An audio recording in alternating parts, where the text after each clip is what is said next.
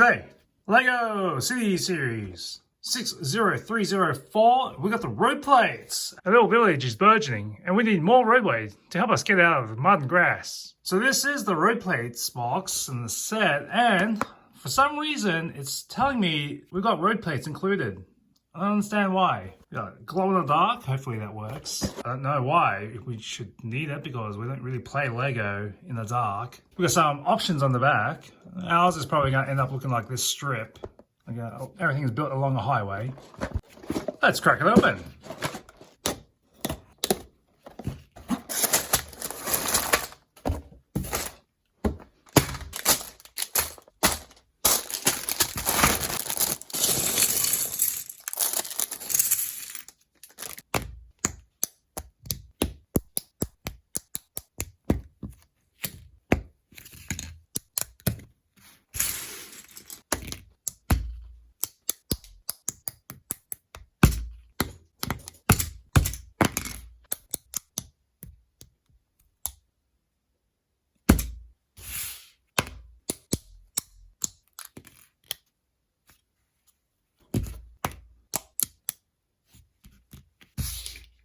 Let's see what we've got so far.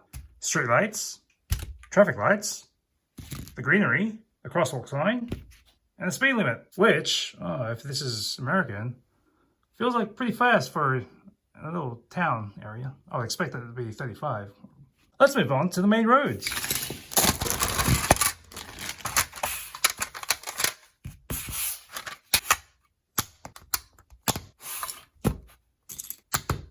Go along.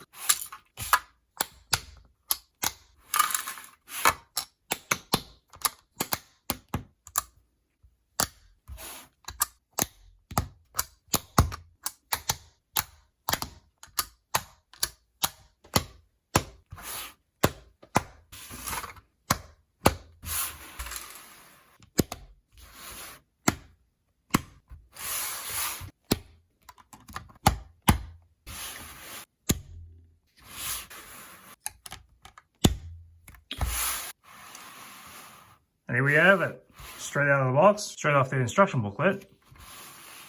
The first suggestion. Here are the pieces I have left over.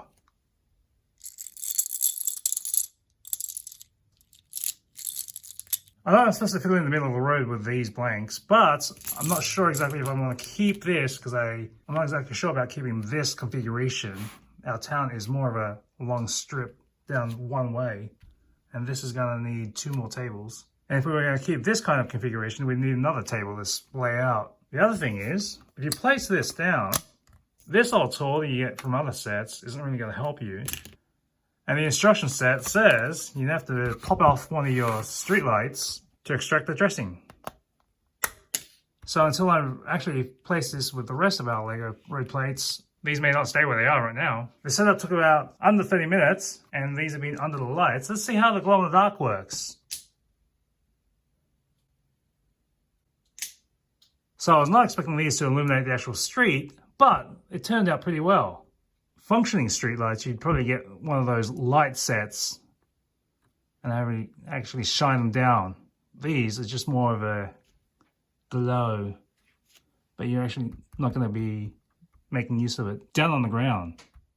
Talking in terms of fit and scale, we've got some vehicles on the road here to see how they squeeze in. Tractor seems to be alright, fits okay. There's a little camper van with a trailer. Looks like it's a good fit. The tuk-tuk squeezes right in, still between the edge and the median. Here's a Jeep, and we're on the squeezing side of things. Riding on the line there. And a bit off the edge. This taco truck definitely is falling off, hugging on the other side, and driving into the bushes.